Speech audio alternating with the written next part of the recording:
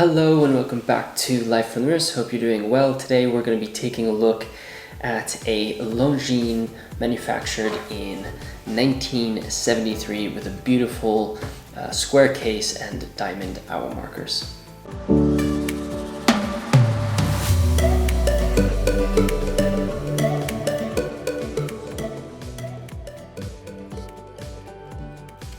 Last year we reviewed an extremely beautiful Longines with a very understated diamond dial. The watch was everything one would want in a watch. Solid gold case manufactured by DiVincenzo Arienti, beautiful dial with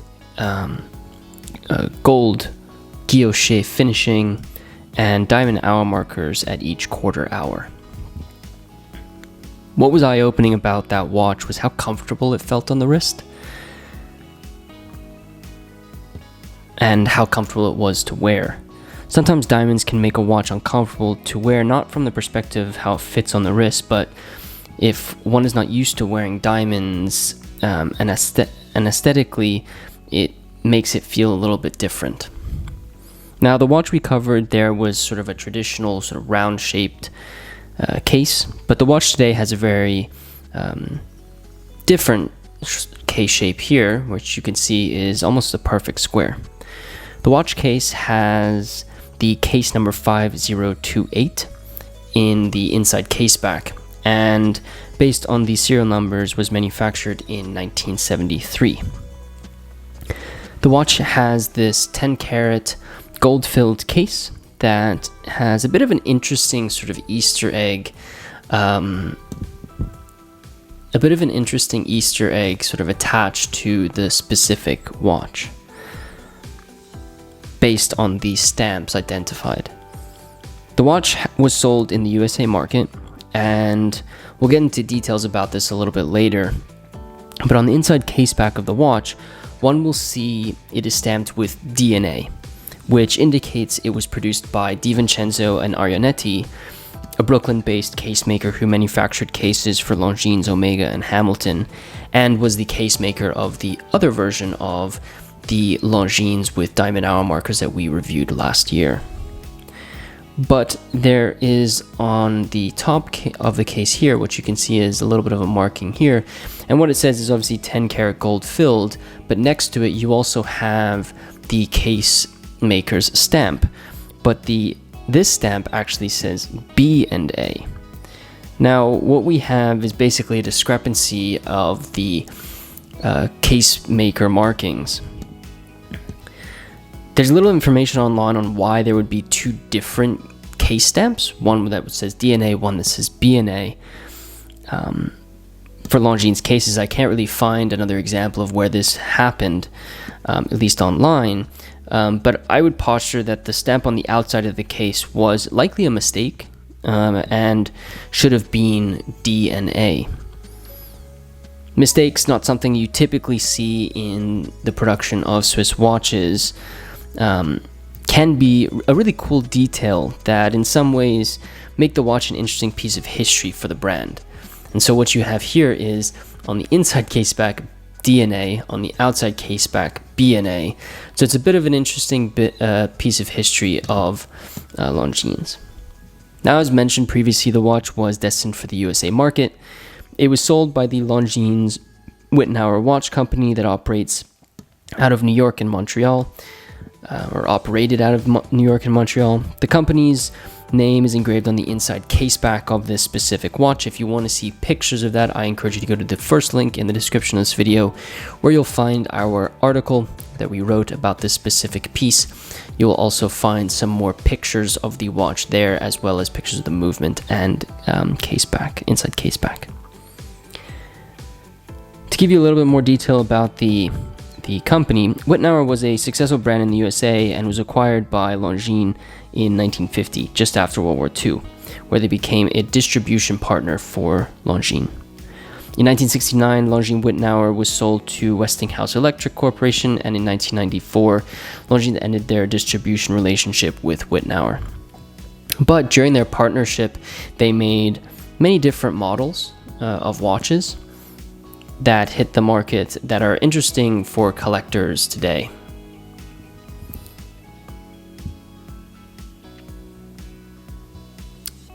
The case is in overall good condition. The lugs, as you can see, are short and thin, that an angle, towards the wrist. So what you have here is a 24 by 24 square shaped cased watch that, based on, by any standards, I think would be considered a fairly small watch, and not for everyone. But this watch does probably look good in a more dressier setting, but you can probably wear this in a casual environment too if it sort of fits your, stylistic decisions, depending on, the things you wear and how you kind of carry yourself.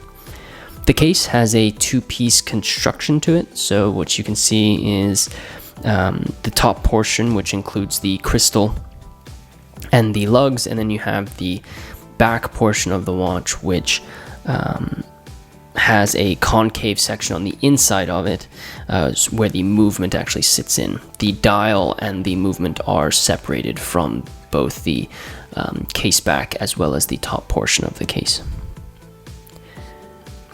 As you probably can tell, one of the standouts for this watch is absolutely its dial. The watch has applied hour markers and indices and diamond indices at 12, 3, 6, and 9. The diamond hour markers are round cut and are quite subtle. It is, having a smaller case watch means the distinctive features on the dial are going to stand out a lot more if they're larger, and you can see that the diamond hour markers are fairly similar in size, or at least proportion, to the stick hour markers that are also applied.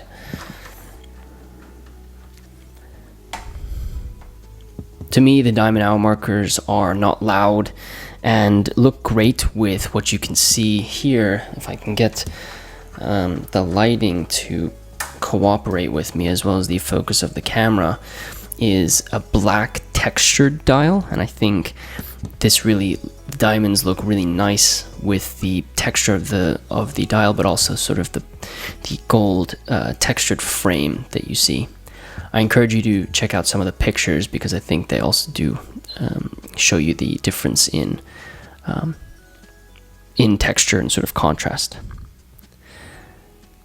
Now, I have said this before, but diamonds are not for everyone, and I think they really simply, on this watch at least, simply accent the dial, and to me, I think is a good introduction if you are sort of experimenting with things like diamonds on the watches that you are wearing.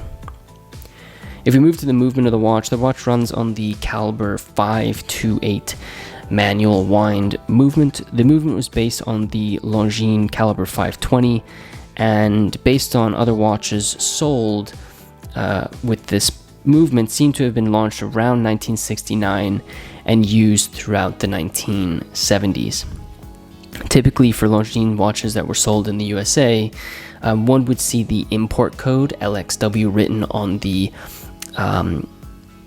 balance wheel bridge of the movement, but this one does not have that, which I thought was kind of an interesting phenomenon. And to me, I think is an additional Easter egg for this watch. There's a great thread on the NAWCC website, and there'll be a link to that on our article, but it provides some helpful details about this specific, what really happened. So what likely happened was, with the reduction in tariffs, Longines had changed their... So just to give a little bit of background really quickly, so many watch companies would import just the movements of their watches to the USA market and then use case makers in the USA to then marry up movements to cases and then sell them to their consumers. And it was because that there were heavy tariffs on importing completely finished watches, and this sort of continued, but there was of course, tariffs are not I think this started back in 1936, was when the tariffs first came about. And then in 1972, actually on January 1st, 1972, there was a reduction in the tariffs for the importation of watches. And so, and that happened in 1972, and based on the serial number of this movement, it was produced in 1973. So what likely happened was when the reduction in tariffs occurred, Longines had changed their method of importing movements and stopped stamping them with the LXW import code. And so the watch was probably a very interesting time for Longines, and this watch was around when that actually took place.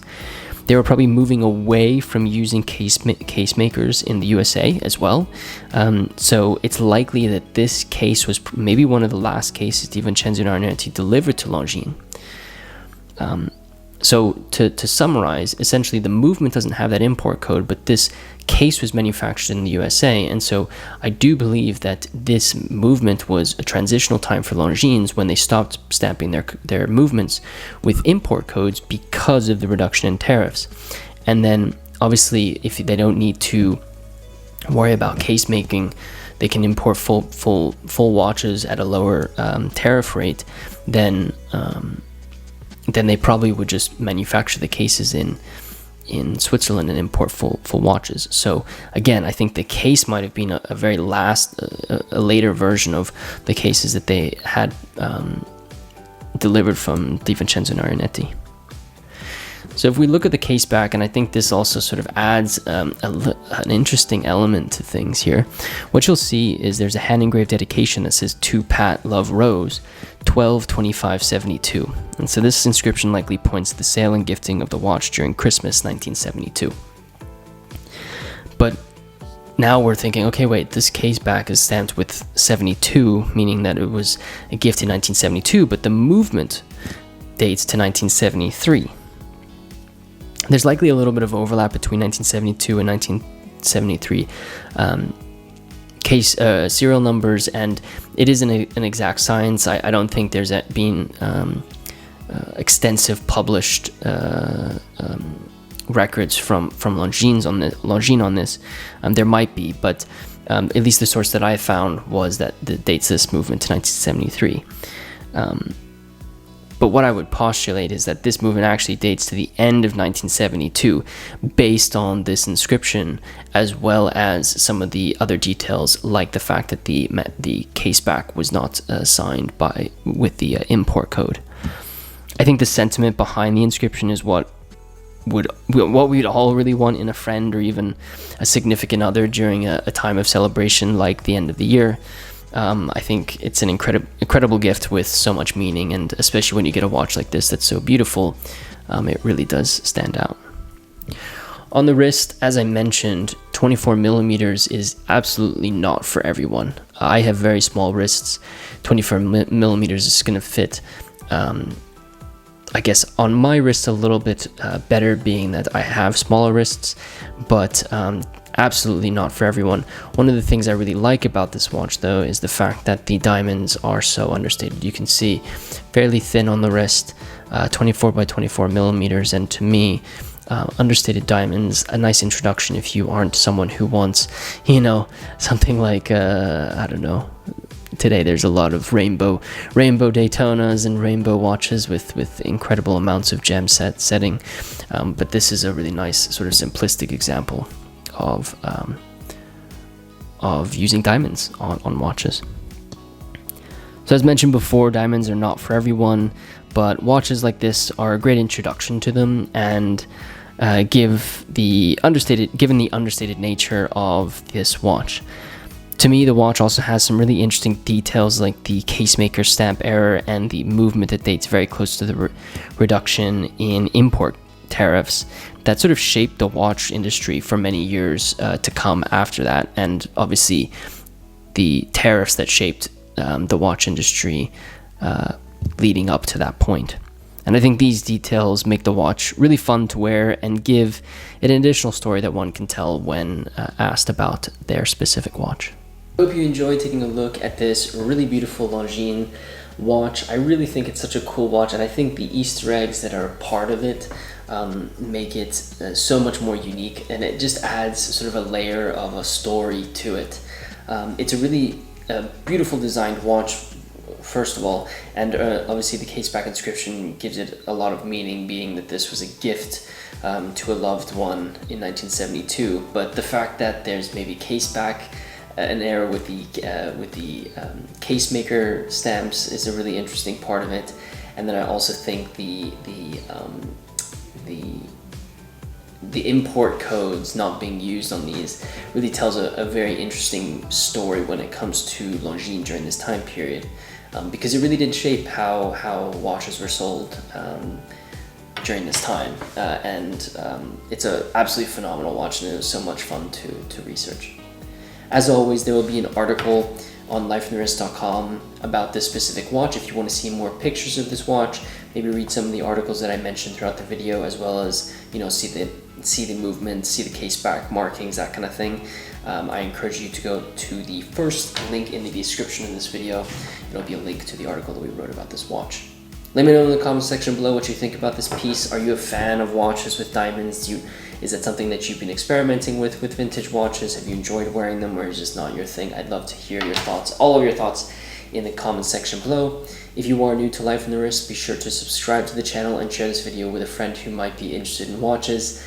And if you wouldn't mind liking this video, it really does help the channel out. With this said, guys, thank you so much for watching this video, and until next time.